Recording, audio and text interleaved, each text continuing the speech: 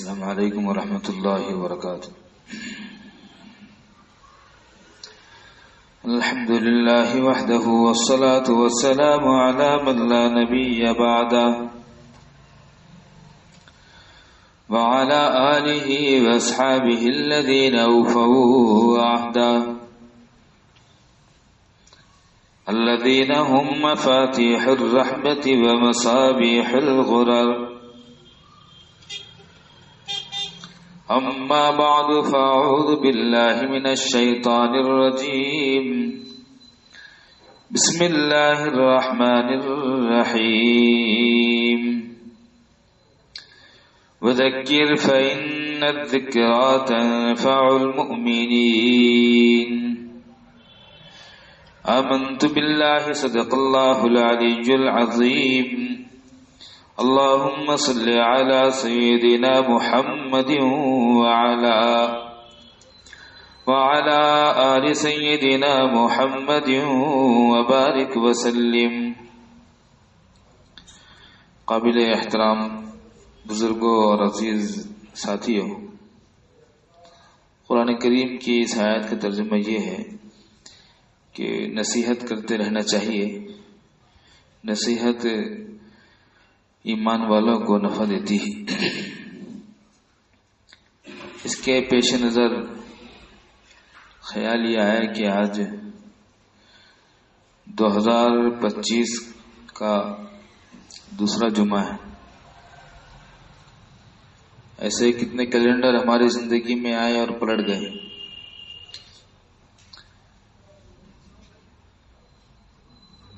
ہمارے یہاں اس کا علم نہیں رہتا ہے کہ اسلامی سال کون سا ہے، لیکن عام طور پر انگریزی سال کو سب سمجھتے ہیں کہ کیلنڈر پلٹ گیا اور سال بدل گیا۔ اس لیے مکاتب میں بچوں کو، چھوٹے چھوٹے معصوم بچوں کو بھی یاد کروایا جاتا ہے کہ اسلامی مہینوں کے نام کیا ہیں۔ تو وہ محرم سے شروع کرتے ہیں اور ذی الحجہ پر ختم کرتے ہیں، جیسے انگریزی سال جنوری سے شروع ہو کر دسمبر پر ختم ہوتا ہے۔ آپ نے دیکھا ہوگا کہ سن لکھا جاتا ہے اور اس کے آخر میں ایسا حمزہ جیسا رہتا ہے۔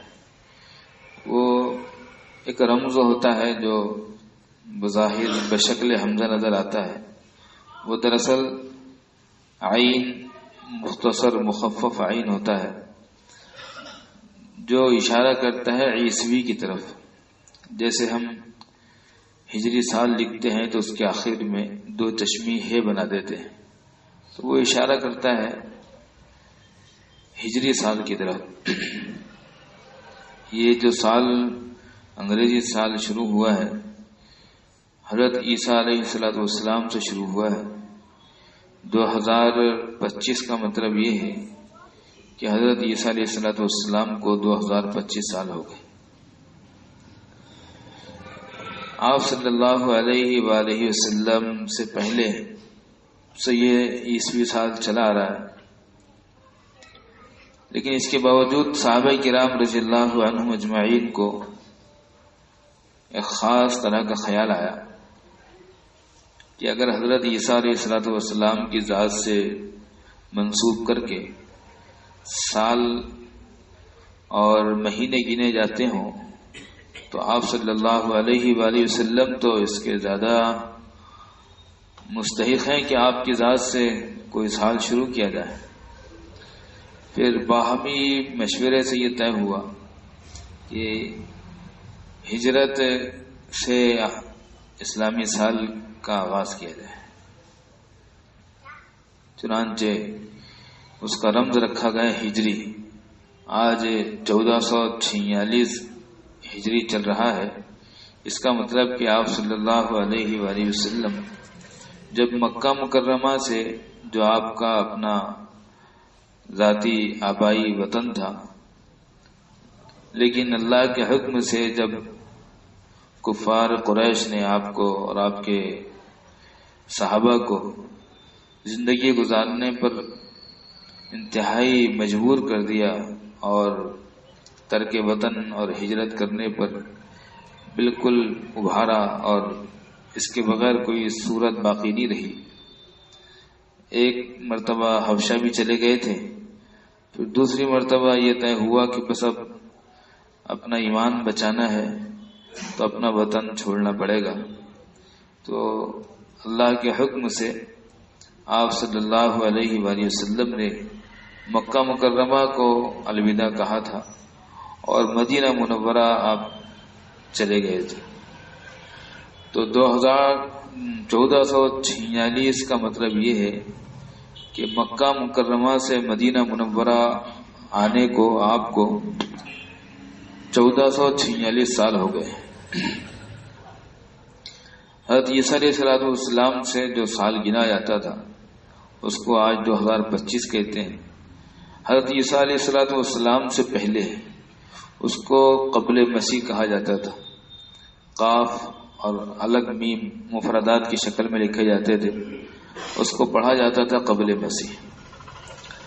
تو میرے بھائیوں، ہم سب جب دسمبر کی آخری تاریخ ہوتی ہے تو کیلنڈر کا اہتمام کرتے ہیں اور اس کی فکریں کرتے ہیں، اور سب کی زبانوں پر یہ جملہ رہتا ہے کہ سال بدل گئے.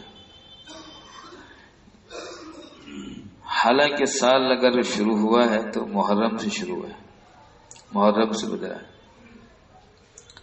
اس لیے ہمیں اسلامی تاریخ کا خیال رکھنا چاہیے اور چاند دیکھنے کا اہتمام کرنا چاہیے، اس لیے کہ اسلام کے جتنے احکام ہیں ان کا تعلق بھی براہ راست اسلامی تاریخ سے.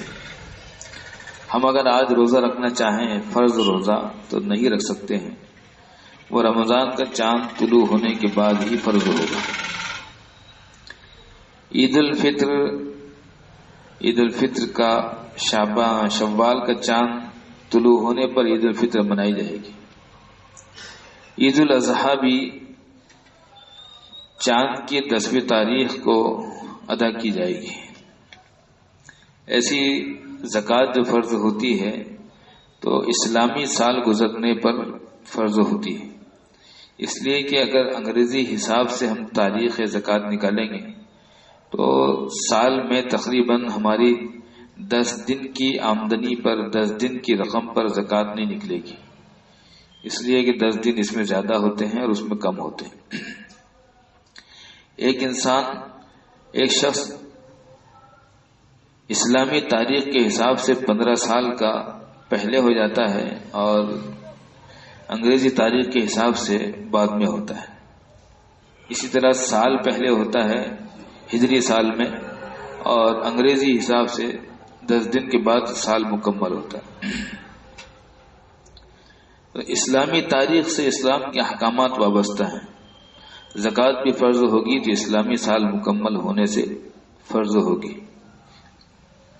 اس لیے ہم سب یہ سمجھیں کہ یہ سال کی تبدیلی پر ہمیں جشن نہیں منانا ہے.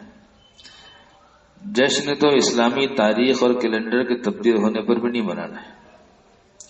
بھلا وہ شخص کیا جشن منائے گا جس کے ہاتھ خالی رہ گئے؟ جس کے پاس سرمایہ کم رہ گیا وہ کیا جشن منائے گا؟ ایک شخص ہے جس کی زندگی کل 50 برس کی باقی تھی، سال مکمل ہوا تو 49 برس باقی رہ گئی، پھر سال مکمل ہوا تو 48 برس باقی رہ گئے. دھیرے دھیرے انسان کی زندگی کم ہو رہی ہے. جس کی زندگی کم ہو رہی ہو وہ کیا خوشیاں منائے گا؟ اس لیے دانش مندی کا اور عقل مندی کا تقاضا تو یہ ہے کہ سالگرہ منانے کے بجائے انسان اپنی 1 سال زندگی کے اور عمر کے کم ہو جانے پر فکر مند ہو جائے، اسے غم ہو جائے کہ اس سے پہلے میرے بال کالے تھے اب سفید ہو گئے، اس سے پہلے مجھے چشمہ نہیں تھا اب چشمہ لگ گیا، پہلے دانت پورے تھے اب ایک دانت گر گیا، پہلے لکڑی نہیں لگتی تھی اب لکڑی لگنے لگی ہے، پہلے ہر چیز ہضم ہو جاتی تھی اب بھاری غذا کھا لیں تو پیٹ میں تکلیف ہونے لگتی ہے. پہلے جلدی موسم کی تبدیلی سے طبیعت میں تغیر نہیں ہوتا تھا، اب معمولی سردی کے بڑھ جانے سے اور گرمی کے ہو جانے سے طبیعت میں تبدیلی ہوتی ہے. سوچنے والے کے لیے بہت ساری چیزیں ہیں جن سے وہ فکر مند ہو سکتا ہے. اس لیے سالگرہ منانے کا جو رجحان ہے اس کے بارے میں سنجیدگی سے غور کرنا چاہیے کہ یہ ہمارے لیے ایک تو یہ کہ جائز نہیں ہے، دوسری یہ کہ دانشمندی کے خلاف ہے کہ جس کی عمر کم ہو گئی 1 سال کی وہ خوشیاں منا رہا ہے اس بات پر کہ ہمارے ہاتھ سے سرمایہ لٹ گئے. ایک بات تو یہ کہنی تھی. دوسری بات یہ کہنی تھی وَذَكِّرْ فَإِنَّ الذِّكْرَىٰ تَنفَعُ الْمُؤْمِنِينَ. نصیحت سب کو فائدہ دیتی ہے اور کہنے والے کو اس کا زیادہ فائدہ ہوتا ہے. ایک تو اس برکت سے کہ کسی نے اس کی بات پر عمل کر لیا تو اللہ اس کی برکت سے اس کو بھی محروم نہیں کرتی. دوسری وجہ یہ رہتی ہے کہ کہنے والے کو اپنی بات کے کہنے کا خیال آتا ہے کہ دوسروں سے کہتے ہو تو خود بھی تو عمل کرو، اس لیے بات کہنے والے کو زیادہ فائدہ ہوتا ہے. سننے والوں سے بھی یہ گزارش کی جاتی ہے کہ عمل کی نیت سے سنیں. الذین یستمعون القول فیتبعون احسنہ. ان لوگوں کو خوشخبری سنا دیجئے جو بات اچھے سے سنتے ہیں اور پھر اس کی اتباع اچھے سے کرتے ہیں. تو ایک بات تو یہ کہنی تھی کہ ہمارا سال کہاں سے شروع ہوگا؟ محرم سے. نیا سال کیلنڈر جب بدلے گا تو جشن ہم نہیں منائیں گے، ہم تو جشن جب بھی نہیں منائیں گے. دوسرے جب سال شروع ہوتا ہے، جیسے مثال مان لیجئے کہ 2025 شروع ہو گیا، تو جب سال شروع ہوتا ہے تو حکومتیں اپنا ایک پلان بناتی ہے، ایک منصوبہ بناتی ہے. یعنی ان 5 سالوں میں حکومتوں کو کیا کرنا ہے اس کا ایک بجٹ تیار کرتی ہے، ایک خاکہ بناتی ہے. جیسے انجینئر کو جو گھر بنانا ہوتا ہے تو وہ اس کا ایک پلان بناتا ہے اور اس کا ایک خاکہ متعین کرتا ہے، ایک مجوزہ شکل 3D تیار کرتا ہے، اس کے حساب سے پھر وہ کام کرتا ہے. حکومتیں اپنا بجٹ بناتی ہے، پلاننگ کرتی ہے، منصوبہ کرتی ہے. انجینئر اپنے کام میں پہلے منصوبہ تیار کرتا ہے. ایسے تاجر بزنس مین جو ہوتا ہے تو تاجر بھی وہ خرید بھاؤ کیا ہے، بیچنا کتنی قیمت پر ہے، اگر اس دکان میں بھاؤ ہوتا ہے تو کہاں تک بھاؤ کرنا ہے، اس کے حساب سے وہ بارکوڈ کی چٹھیاں لگاتے ہیں. وہ تصویر لیتے ہی وہ پورا خاکہ سامنے آ جاتا ہے. تو تاجر بھی اپنا کام کرتا ہے تو پلاننگ کرتا ہے کہ مجھے کتنے کمانا ہے، کتنا % چھوٹ دینا ہے، کتنا ڈسکاؤنٹ کرنا ہے. 2025 یہ مان لیجیے اگر شروع ہوا ہے تو ہمارا اپنا کام یہ ہے کہ ہم اس کے بارے میں فکر مند ہو جائیں کہ 2024 تو گزر گیا غفلتوں میں، 2025 غفلتوں میں نہ گزرے.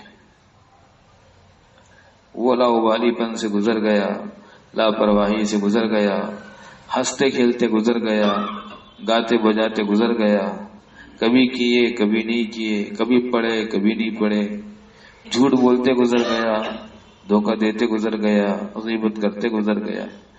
کیا 2025 بھی ایسے گزر جائے گا؟ تو ہم یہ طے کریں نہیں، زندگی ہے یہ معمولی چیز نہیں ہے، اس کو ہم غفلت میں نہیں گزرنے دیں گے، غفلت میں اس کو نہیں گزرنے دیں گے. اس کی پلاننگ کرنی ہے،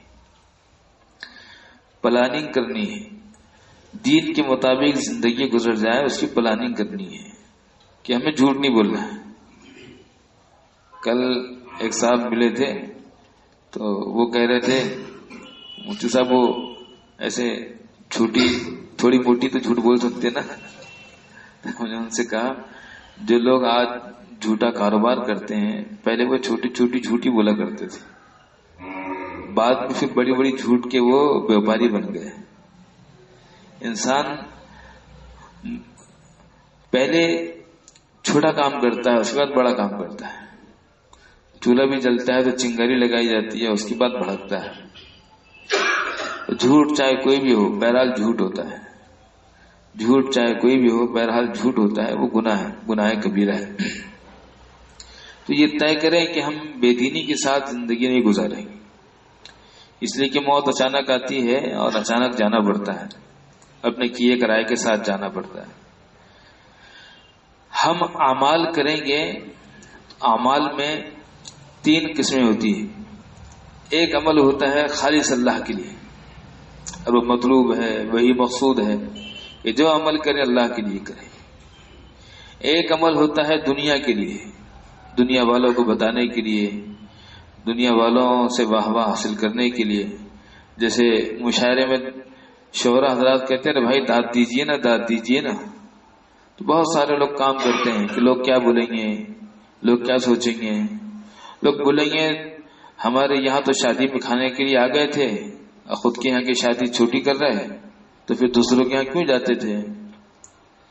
تو اس لیے کہ لوگ کچھ نہ بولیں، لوگ مذاق نہ بنائیں. کچھ کام اس لیے لوگ کرتے ہیں، کچھ کام کچھ اعمال اس لیے کیے جاتے ہیں کہ ان کی نہ کوئی اچھی نیت ہوتی ہے نہ بری نیت ہوتی ہے. اس کو ہم کہہ سکتے ہیں کہ اعمال کی 3 قسمیں ہیں. ایک ہے خلوص نیت کے ساتھ، ایک ہے بدنیتی کے ساتھ، اور ایک ہے بے نیتی کے ساتھ. معلیمیہ صاحب رحمۃ اللہ علیہ فرماتے تھے کہ ہمارے اکثر اعمال وہ ہیں جن کی کوئی نیت نہیں ہوتی. ہمارے اکثر اعمال ایسے ہیں جن کی کوئی نیت نہیں ہوتی، سب بے نیت سے ہوتے. ہم جو کام کریں وہ نیت کے ساتھ کریں. حضرت شیخ الحدیث مولانا زکریا صاحب رحمۃ اللہ علیہ نے فرمایا تھا، میں ریاض صاحب رحمۃ اللہ علیہ کے بارے میں، وہ ان کے چچا ہوتے تھے. وہ فرماتے تھے کہ میرے چچا جان نے زندگی میں چائے کی پیالی بھی بغیر صحیح نیت کے نہیں پی. چائے کی پیالی بھی اگر پی ہے تو نیت کی کہ اس کا مقصد کیا ہے، کس لیے پی رہے. حضرت سید احمد شہید رحمۃ اللہ علیہ کے بارے میں لکھا ہے کہ ان کی عمر 7 سال کی تھی. 7 سال کی عمر سے انہوں نے زندگی میں کوئی کام صحیح نیت کے بغیر نہیں کیا، کوئی کام. اس لیے کہ نیت کا بڑا دخل ہے. نیت کیا ہے؟ علامہ انور شاہ کشمیری رحمۃ اللہ علیہ کے بارے میں کتابوں میں لکھا ہے، بعض جگہ لکھا ہے کہ 7 سال، بعض جگہ لکھا ہے کہ 11 سال کی عمر سے انہوں نے کوئی کام صحیح نیت کے بغیر نہیں کیا. نیت کیا کہ اس کی نیت کیا ہے، کس لیے کر رہے ہیں، اس کا مقصد کیا ہے. کوئی کام بغیر نیت کی نہیں کیا. علامہ انور شاہ کشمیری بہت بڑے عالم دین تھے. پنجاب کے کسی اسٹیشن پر بیٹھے ہوئے تھے، ایک غیر مسلم نے ان کا چہرہ دیکھا تو کلمہ پڑھ لیا اور یہ کہا تھا کہ اتنا نورانی چہرہ کسی جھوٹے شخص کا نہیں ہو سکتا ہے. اتنے پابند تھے. اپنے گھر میں گئے، آواز دی اہلیہ کو آ جائیں اندر، تو انہوں نے کہا جی آ جائیے اندر. ان کے پاس دارالعلوم کے محتمم جناب قاضی طیب احمد صاحب، ان کی والدہ بیٹھی ہوئی تھی. قاضی طیب صاحب خود بزرگ تھے، پھر ان کی والدہ ان کی دادی کی جیسی ہوگی، ان کی اہلیہ کے پاس وہ بیٹھی ہوئی تھی. اچانک نگاہ ان پر پڑ گئی،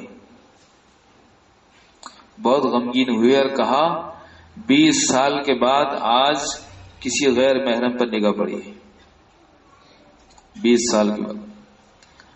اور اپنی اہلیہ پر ناراض ہوئے تو 3 دن تک ان سے بات نہیں کی کہ تم نے مجھے بتانا چاہیے تھا کہ اندر کوئی غیر محرم بیٹھے ہوئے ہیں. حالانکہ وہ ان کی دادی کی عمر کے ہوں گے. جنہوں نے 20 سال تک کسی غیر محرم پر نگاہ نہیں ڈالی، ان کا چہرہ کتنا نورانی ہوگا. اس لیے غیر مسلم نے کلمہ پڑھ کر یہ کہا تھا، صرف چہرہ دیکھا تھا اور کلمہ پڑھ لیا تھا. جس کا چہرہ اتنا حسین ہے، نورانی ہے، وہ جھوٹے کا چہرہ نہیں ہو سکتا ہے. تو ایک بات تو یہ کرنی ہے کہ جو کام کریں ہم وہ اچھی نیت کے ساتھ کریں، اس میں نیت کریں. ہم وضو کرتے ہیں، وضو بھی نیت کے ساتھ کریں. نیت الفاظ کا نام نہیں، النیت ہی ارادۃ القلب. نیت دل کے ارادے کا نام ہے. کس لیے کر رہے ہیں؟ 1 سیکنڈ کے لیے اللہ کی طرف متوجہ ہو جائے. میں جیسے وضو ہم کر رہے ہیں تو وضو کی نیت کیا ہوگی؟ وضو کی نیت یہ ہوگی کہ میں وضو کر رہا ہوں، اور نیت یہ ہوگی کہ جو حدیث میں بات کہی گئی ہے کہ جب وضو کے اعضاء وضو میں دھلتے ہیں تو اس سے گناہ جھڑتے ہیں. تو ہم یہ نیت کریں کہ میرے ہاتھ دھل رہے ہیں تو اس سے گناہ ٹپک رہے ہیں، یہ پیر دھل رہے ہیں تو اس سے گناہ ٹپک رہے ہیں، یہ چہرہ دھل رہا ہے تو آنکھوں سے جو گناہ ہوئے ہیں وہ دھل رہے ہیں. یہ نیت. اگر کوئی نیت نہ کرے وضو ہو جائے گا، لیکن ثواب جو نیت کے بعد ہوتا ہے وہ نہیں ملے گا.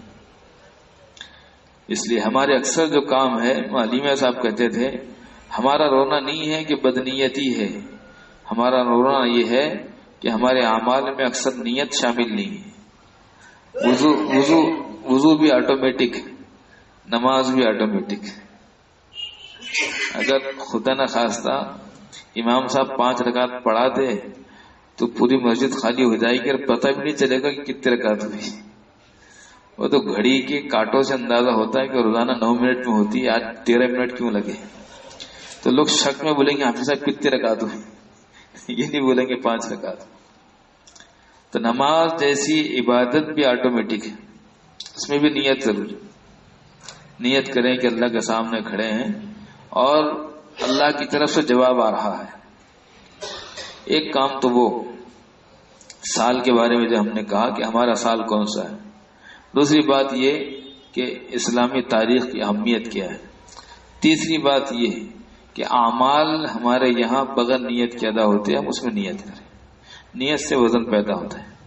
تیسری بات یہ ہے، چوتھی بات یہ ہے کہ ہر کام سنت کے مطابق کرنے کی کوشش. دین 2 چیزوں کے مجموعے کا نام ہے، ایک اللہ کا حکم، دوسرے اللہ کے پیارے حبیب صلی اللہ علیہ وآلہ وسلم کا پیارا طریقہ. اگر دین میں سے آپ صلی اللہ علیہ وسلم کے طریقے کو اور سنتوں کو نکال دیا جائے تو دین آدھا ہو جائے گا. دیکھیے وضو میں فرض 4 ہے لیکن سنتیں 13 ہیں. سنتیں 13 ہیں.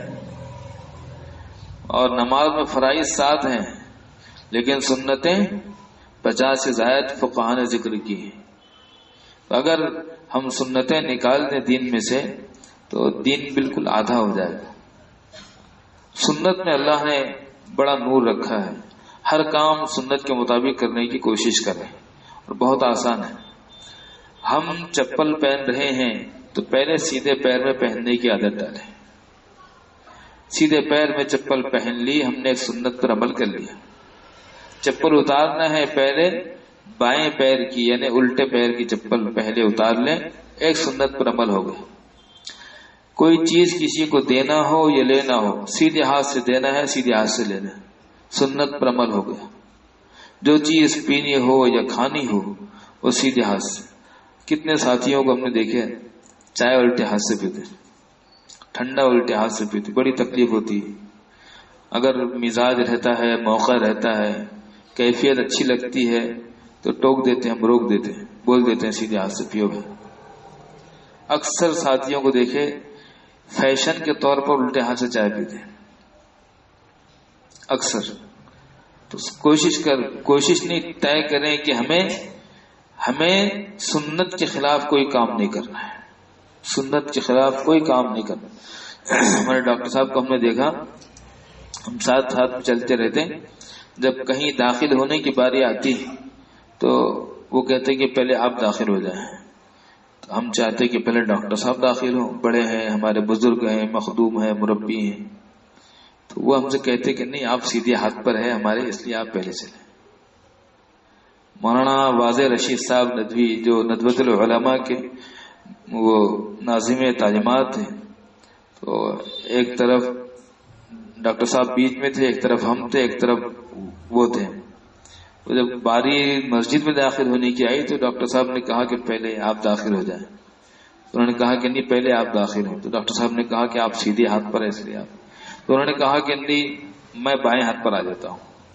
تو بائیں ہاتھ پر آئے کہ ڈاکٹر صاحب جب سیدھے ہاتھ پر آئے تو اب ڈاکٹر صاحب نے تکلف نہیں کیا، اب سنت کو ترجیح دی. کہ سنت یہ ہے کہ پہلے سیدھے ہاتھ پر جو ہے وہ چلے. تقسیم کرنے کی باری آئے گی اگر تو ہم ہمارے سیدھے ہاتھ کی طرف سے تقسیم کریں، پہلے ادھر سے تقسیم کریں. ہر کام میں سیدھے ہاتھ کا اہتمام کریں، سنتوں کا اہتمام کریں.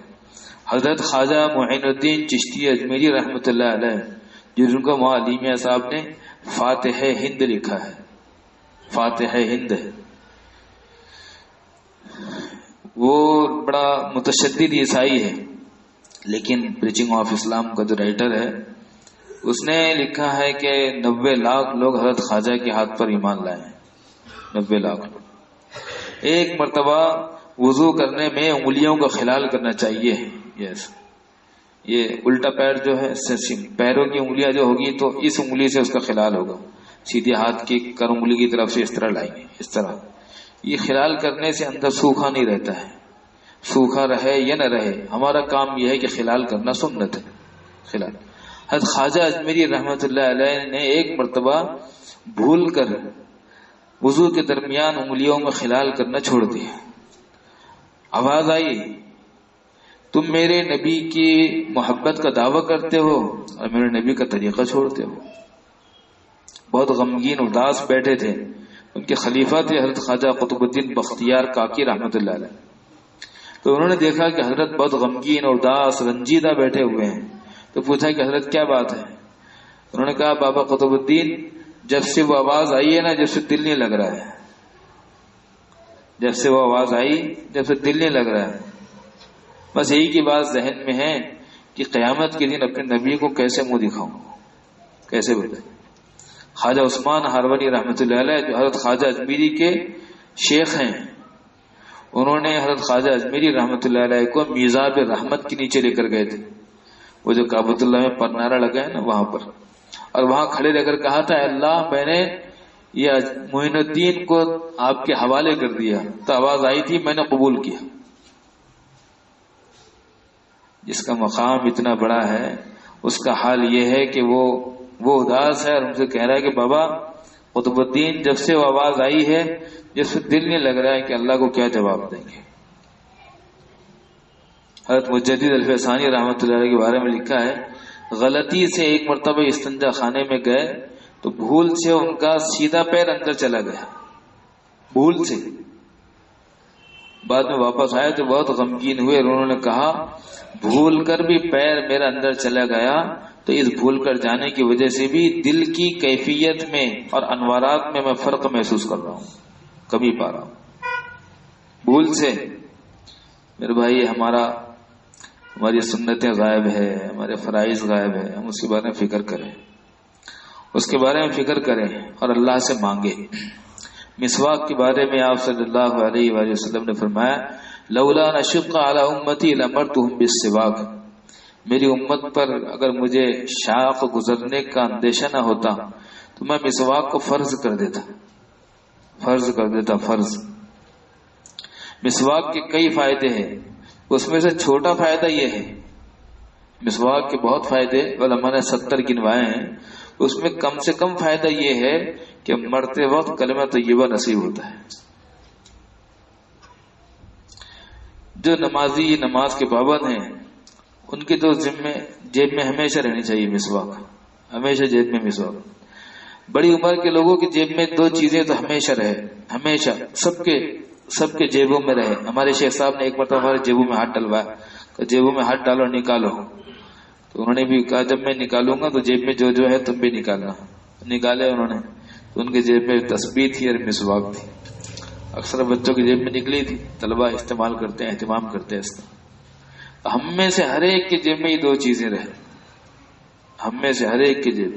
یہ عجیب چیز ہے، یہ ہاتھ میں رہتی ہے تو زبان جاری کر دیتی ہے، یہ عجیب چیز ہے، اس سے منہ صاف ہوتا ہے، اس سے مرتبہ کلمہ طیبہ نصیب ہوتا ہے۔ ہم میں سے ہر ایک کی ذمہ داری ہے کہ اس کو خریدیں، اس کے بغیر نہ رہے۔ حدیث میں ہے لولا نشق علی امتی لامرتهم بالسواک، میری امت کو تکلیف ہوگی، شاخ گزرے گا ورنہ میں فرض کر دیتا۔ اور آخر بات کہ اللہ سے 2 رکعت مانگ کر پڑھ کر اللہ سے مانگے کہ اللہ مجھے توفیق دے دیجیے، میں نافرمانی سے بچنا چاہتا ہوں لیکن ہو جاتی ہے، میں قریب آنا چاہتا ہوں پھر بھی دور ہو جاتا ہوں۔ حکیم الامت رحمہ اللہ فرماتے ہیں کہ 2 رکعت روزانہ پڑھ کر کسی بھی وقت، کوئی وقت متعین نہیں ہے مکروہ اوقات کے علاوہ، اللہ سے کہیں گے کہ اللہ میں آپ کا قرب چاہتا ہوں، میں نیک بننا چاہتا ہوں لیکن میں نہیں بن پا رہا ہوں، اے اللہ مجھے آپ نیک بنا دیجیے۔ حکیم الامت رحمہ اللہ فرماتے ہیں 2 ہفتے کر کے دیکھیے زندگی بدل جائے گی انشاءاللہ۔ میں 4-5 باتیں کہی۔ نمبر 1 سال کے بارے میں بات کہی، اسلامی تاریخ کے بارے میں بات کہی۔